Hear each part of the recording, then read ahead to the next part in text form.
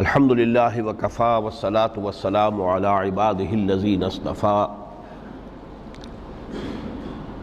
خصوصاً علی افضلہم وخاتم النبیین محمد الامین وعلی آلہ وصحبہ اجمعین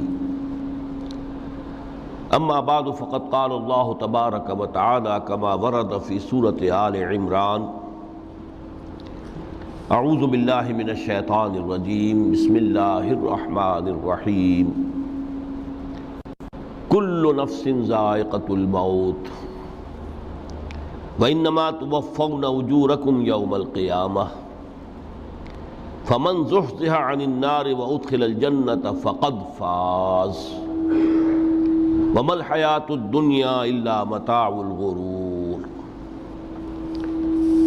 وقال عز وجل كما ورد في سورة العنكبوت وما هذه الحياة الدنيا إلا لهو ولعب وإن الدار الآخرة لهي الحيوان لو كانوا يعلمون صدق الله العظيم رب اشرح لي صدري ويسر لي أمري واحلل عقدة من لساني يفقهوا قولي اللہم ربنا الہمنا رشدنا واعذنا من شرور انفسنا اللہم ارنا الحق حقا وارزقنا اتباعہ وارنا الباطل باطلا وارزقنا اجتنابہ آمین یا رب العالمین۔ معزز حاضرین اور محترم خواتین، آج کی گفتگو کا جو عنوان ہے اس کا پس منظر آپ کے سامنے آ چکا ہے۔ متاع الغرور مرکب اضافی ہے، دھوکے کا سامان، اور یہ ترکیب قرآن مجید میں دو جگہ وارد ہوئی ہے۔ ایک تو سورہ آل عمران کی آیت 185 ہے جو میں نے ابھی تلاوت کی ہے، اور ایک پھر سورہ حدید کی آیت نمبر 20 ہے جس کا تذکرہ میں بعد میں کروں گا۔ دو مقامات پر متاع الغرور، دھوکے کا سامان، اس حیات دنیاوی کو قرار دیا گیا ہے۔ وَمَا الْحَيَاةُ الدُّنْيَا إِلَّا مَتَاعُ الْغُرُورِ، یہ دنیا کی زندگی سوائے دھوکے کے سامان کے اور کچھ نہیں۔ میں نے ساتھ ہی دوسری آیت جو تلاوت کی ہے وہ سورہ عنکبوت کی آیت ہے، اس لیے کہ یہ دھوکے کا سامان کس حوالے سے ہے، کس اعتبار سے یہ دنیا کی زندگی دھوکے کا سامان بنتا ہے، وہ اس آیہ مبارکہ کے بغیر بات واضح نہیں ہوگی۔ وَمَا هَذِهِ الْحَيَاةُ الدُّنْيَا إِلَّا لَهْوٌ وَلَعِبٌ، یہ دنیا کی زندگی تو سوائے کھیل اور تماشے کے اور کچھ نہیں۔ وَإِنَّ دَارَ الْآخِرَةَ لَهِيَ الْحَيَوَانُ، اور اصل زندگی تو آخرت کی زندگی ہے۔ لو کانوا یعلمون، کاش کہ انہیں معلوم ہوتا۔ چار مقامات پر قرآن مجید میں اس دنیا کی زندگی کو لہو و لعب یا لعب و لہو سے تعبیر کیا گیا۔ دو جگہ متاع الغرور، چار جگہ لہو و لعب۔ لیکن کس اعتبار سے؟ غور طلب بات ہے۔ یہ دنیا کی زندگی اللہ نے ہمیں دی ہے، یہ کائنات اس نے بنائی ہے، اس میں اس نے ہمیں بھیجا ہے۔ ظاہر بات ہے کہ یہ تخلیق جو ہے یہ کسی کھلنڈرے کا کھیل نہیں ہے۔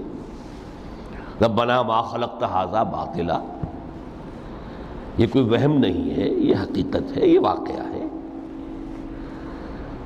اللہ کی خلاقی کا مظہر ہے۔ پھر اس میں ہمیں، اس دنیا میں اس نے ہمیں خلافت کا مقام عطا کیا ہے۔ یہ تمام چیزیں اپنی جگہ پر ہیں۔ جن سے یہ حیات دنیاوی ایک بہت بڑی حقیقت بن کر سامنے آتی ہے۔ یہ نہ وہم ہے نہ گمان ہے جیسا کہ بعض فلسفیوں کا خیال ہے، حقیقت ہے، واقعہ ہے، ٹھوس ہے، محسوس ہوتی ہے، اس کا دکھ اور کرب بھی محسوس ہوتا ہے، اس کی مسرت اور خوشی بھی محسوس ہوتی ہے۔ اور پھر یہ کہ ایک ایسی شے جس کے لیے اللہ تعالیٰ نے ایک خلیفہ پیدا فرمایا، انی جاعل فی الارض خلیفہ، خلافت کا یہ تاج جو ہے حضرت آدم اور ان کی نسل کے سر پر رکھا، تو اس معنی میں یقیناً یہ حقائق ہیں۔ ان کو دھوکے کا سامان کس اعتبار سے کہا؟ اگر تو حقیقت زندگی کا تصور ہمارے سامنے واضح رہے، جس کو علامہ اقبال نے کہا ہے خوبصورتی کے ساتھ، تو اسے پیمانہ امروز و فردا سے نہ ناپ، جاویداں پہم دواں ہر دم جواں ہے زندگی۔ یہ جو اللہ کی خلاقی کا نقطہ عروج ہے انسان، کلائمیکس آف ہز کریشن، قرآن مجید میں کہا گیا خلقتہ بیدی، میں نے اسے اپنے دونوں ہاتھوں سے بنایا۔ وَلَقَدْ كَرَّمْنَا بَنِي آدَمَ وَحَمَلْنَاهُمْ فِي الْبَرِّ وَالْبَحْرِ وَرَزَقْنَاهُمْ مِنَ الطَّيِّبَاتِ وَفَضَّلْنَاهُمْ عَلَى كَثِيرٍ مِّمَّنْ خَلَقْنَا تَفْضِيلًا۔ یہ اس کی شان ہے، جس کے بارے میں دو جگہ فرمایا فَإِذَا سَوَّيْتُهُ وَنَفَخْتُ فِيهِ مِن رُوحِي، یہ روحی مرکب اضافی، خاص اللہ اپنی ذات کی طرف اس روح کو منسوب کر رہا ہے جو حضرت آدم میں پھونکی گئی، روحی، جب میں اس میں اپنی روح میں سے پھونک دوں فَقَعُوا لَهُ سَاجِدِينَ، تو گر پڑنا اس کے سامنے سجدے میں۔ اور آپ کو معلوم ہے قرآن مجید میں کس شد و بد سے اور کس تکرار کے ساتھ یہ بات واضح کی گئی کہ تمام ملائکہ سجدے میں گر گئے، نو ایکسیپشن۔ فَسَجَدَ الْمَلَائِكَةُ كُلُّهُمْ أَجْمَعُونَ، تین الفاظ جو ہیں تاکید کے لیے، سجدہ کیا الملائکہ، حصر ہے، الف لام، لام حصر ہے، تمام فرشتوں نے سجدہ کیا۔ پھر کہیں تمہیں مغالطہ نہ رہ جائے کہ شاید جبرائیل نہ ہو اور بڑے نہ اسرافیل، نہیں، کلہم، سب کے سب۔ پھر مزید کہیں تمہیں شبہ نہ رہ جائے اجمعون، سب نے سجدہ کیا۔ وہ انسان جو ہے اس کی زندگی یہ 30 35 40 50 60 70 80 برس نہیں ہے، اس کی زندگی بہت طویل ہے، بہت طویل ہے۔ میں آج اس حیات انسانی کے دو پہلو تو وہ ہیں جو اکثر لوگوں کے علم میں ہیں، حیات دنیاوی یعنی دنیا میں پیدائش سے لے کر موت تک، یہ ایک وقفہ ہے۔ پھر یہ کہ اس کے بعد حیات اخروی ہے جس کا آغاز ہو جائے گا عالم برزخ سے، پھر بعث بعد الموت ہے، پھر حیات اخروی، یہ سب جانتے ہیں۔ لیکن یہ کہ اس دنیا میں آنے سے پہلے بھی ہم ایک زندگی گزار آئے ہیں، اور بدقسمتی سے اس کا تصور بہت کم لوگوں کو حاصل ہے۔ اور عہد حاضر کے جو ریشنلسٹ قسم کے اقلیت زدہ میں کہتا ہوں انہیں، یا اقلیت گزیدہ، اقلیت سے ڈسے ہوئے لوگ، وہ ان چیزوں سے اباع کرتے ہیں، دور بھاگتے ہیں۔ ہماری پہلی تخلیق ہوئی تھی عالم ارواح میں، الارواح جنود مجندہ، لشکروں کے لشکر تھے۔ آدم سے لے کر آخری انسان جو دنیا میں پیدا ہوگا قیامت تک، سب کی ارواح عالم ارواح میں پیدا کر دی گئی۔ وہاں عہد لیا گیا الست بربکم قالوا بلا، کیا میں تمہارا رب نہیں ہوں، مالک نہیں ہوں؟ ہم سب نے عہد کیا تھا، کیوں نہیں؟ شہیدنا، ہم گواہ ہیں، یہ عہد الست۔ اور ظاہر بات ہے کہ عہد جو ہوتا ہے جب تک انسان کو اپنی ذات کا شعور نہ ہو، خود شعوری نہ ہو، آپ دنیا میں معاہدہ کرتے ہیں تو کہتے ہیں کہ بقائمی ہوش و حواس میں یہ عہد کر رہا ہوں، معاہدہ کر رہا ہوں، تو ظاہر بات ہے کہ اس وقت ہم تھے اور ہوش و حواس کے ساتھ تھے، خود شعوری کے ساتھ تھے۔ لیکن صرف ارواح تھی، جسد نہیں تھے۔ اور یہی ہے وہ مقام جس کے بارے میں حضور نے سے جب پوچھا گیا کہ متى وجبت لک النبوۃ یا رسول اللہ، اے اللہ کے رسول آپ کو نبوت کب ملی؟ تو آپ نے فرمایا والآدم بین الماء والطین، ابھی آدم کا حیولہ جو ہے ابھی گارا گوندھ ہی رہا تھا، پانی اور گارے کے درمیان ہی تھے آدم، کہ میں اس وقت بھی نبی تھا۔ عالم خلق کا ابھی آغاز نہیں ہوا، ابھی عالم ارواح میں بھی جو تمام ارواح ہیں وہ اپنی امتیازی شان کے ساتھ ہیں۔ روح محمدی صلی اللہ علیہ وسلم، جس سے اگر نور محمدی کہیں تو غلط نہیں ہے، اس لیے کہ ارواح کا جو مادہ تخلیق ہے وہ نور ہے، جیسے فرشتوں کا مادہ تخلیق نور ہے۔ مسلم شریف میں حضرت عائشہ صدیقہ رضی اللہ تعالی عنہ سے روایت موجود ہے، اللہ نے فرشتوں کو نور سے پیدا کیا۔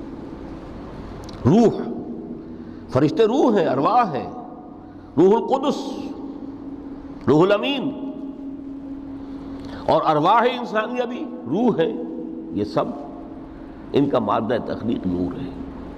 اس وقت ہم پیدا کیے گئے، صرف ارواح کی شکل میں ہم سے عہد لیا گیا اور پھر سلا دیا گیا۔ یہ پہلی موت تھی جو ہم پر وارد ہوئی ہے اس دنیا میں آنے سے پہلے، اس لیے کہ سورہ مومن کی ایک آیت میں فرمایا گیا ہے کہ جہنم میں لوگ جو ہیں فریاد کریں گے ربنا امتنا اثنتین واحییتنا اثنتین فاعترفنا بذنوبنا فهل الی خروج من سبیل، اے اللہ تو نے ہمیں 2 مرتبہ مارا، 2 مرتبہ زندہ کیا، تو اب ایک مرتبہ اور صحیح، کہ یہاں سے نکلنے کا بھی کوئی راستہ ہے کہ نہیں؟ اتنے مراحل سے تو ہمیں لے کر آیا ہے، ایک مرحلہ اور سی۔ تو یہ 2 موتیں کون سی ہیں؟ پہلی موت وہ تھی جب ارواح کو موت کی نیند سلا دیا گیا۔ پھر عالم خلق، جسے آج سائنٹسٹ کہتے ہیں، جس کا نقطۂ آغاز ہے بگ بینگ، عالم ارواح اس سے پہلے کی شے ہے، اس تک سائنس نہیں پہنچ سکتی، وہ سائنس سے ماوراء ہے۔ لیکن جہاں سے سائنس شروع ہوتی ہے وہ عالم خلق کا آغاز ہے، بگ بینگ سے۔ وہ پھر مختلف مراحل، تنزل کے مراحل بھی آئے، ارتقاء کا مرحلہ بھی آیا، تفصیل میں جانے کا موقع نہیں ہے۔ بہت سے تنزلات کے مراحل اور بہت سے ارتقاء کے مراحل طے کر کے آدم تیار ہوا ہے۔ حضرت بیدل نے رحمت اللہ علیہ بہت خوبصورت شعر کہا ہے، ہر 2 عالم خاک شد تا بست نقش آدمی، اے بہار نیستی از قدر خود ہوشیار باش۔ یہ پوری جو بھی کائنات کا جو سلسلہ شروع ہوا، بگ بینگ، اور بہت بڑے بڑے جو ناری کرے تھے جن کی کہ حرارت کا جب تذکرہ کرتے ہیں سائنسدان تو trillions and trillions of foreign height, یہ ان کی اس وقت اس کی جو حرارت کا عالم تھا۔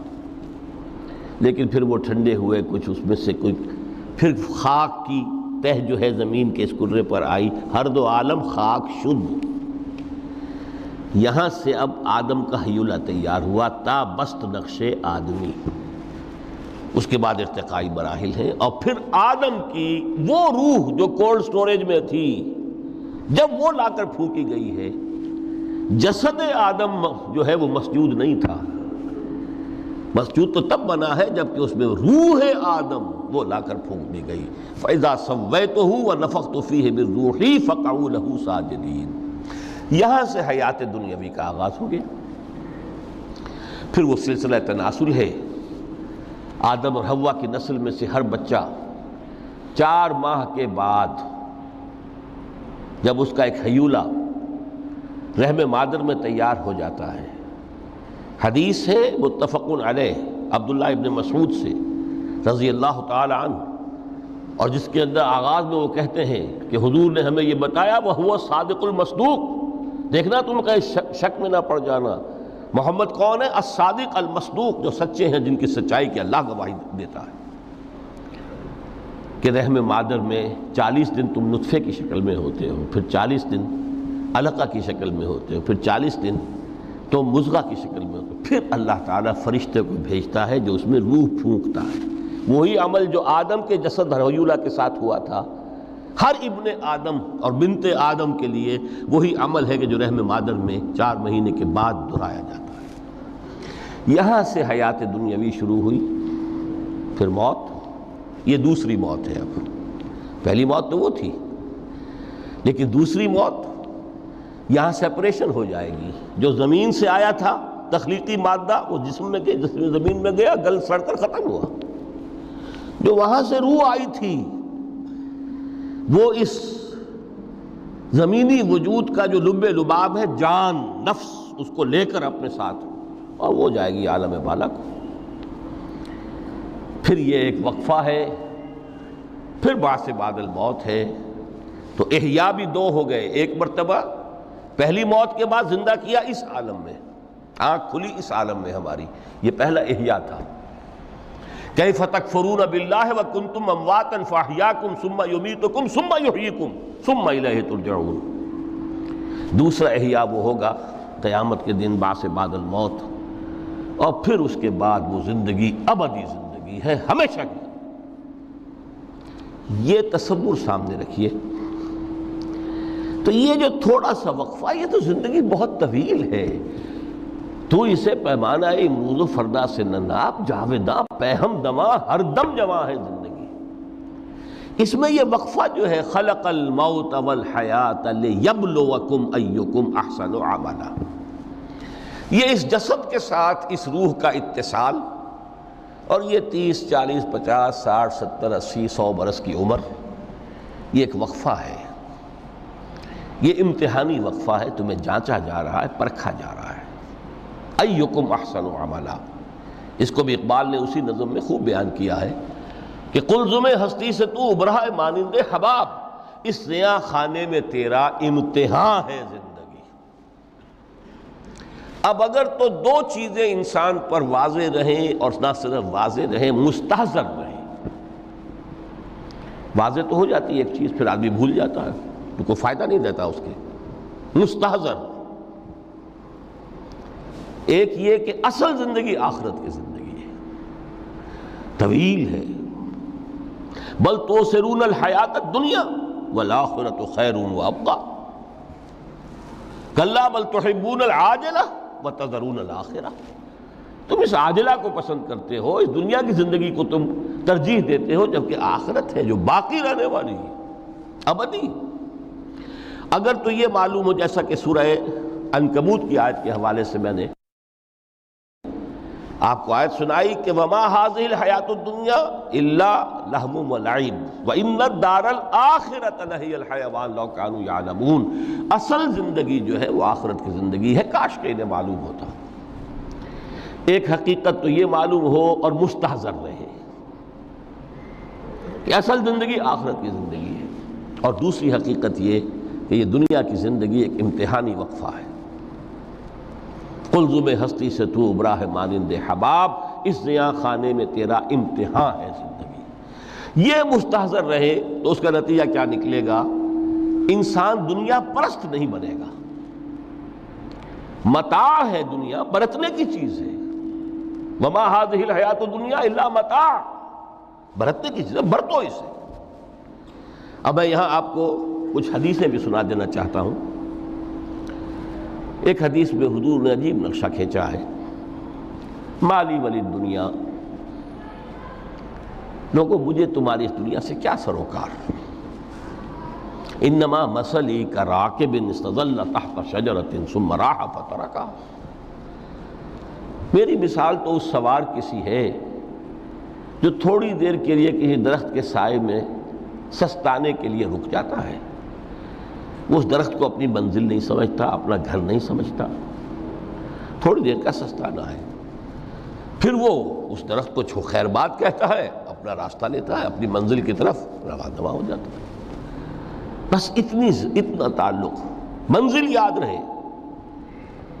چنانچہ ایک دوسری بڑی پیاری حدیث ہے، بہت مختصر بھی ہے، انما الدنیا خلقت لکم وانتم خلقتم للآخرہ۔